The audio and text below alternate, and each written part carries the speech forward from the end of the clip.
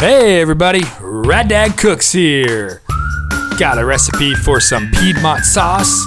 It's a Carolina style traditional real thin vinegar barbecue sauce. You can put it on your meat while you're cooking it or top it afterwards. Starting off with some vinegar, got 150 mils, you know I like to weigh the stuff.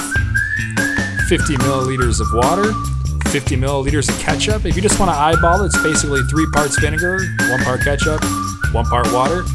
Eyeball about a teaspoon of mustard and 2 teaspoons of sweetener of your choice. That's agave nectar. Last, we're going to add a little bit of chili powder. Now, I do chili powder for kind of a medium flavor. If you want to go mild, use paprika. If you want to blow your buds, put cayenne in there. Now we're going to whisk all that together to combine it. And then we're going to put it into a squirt bottle.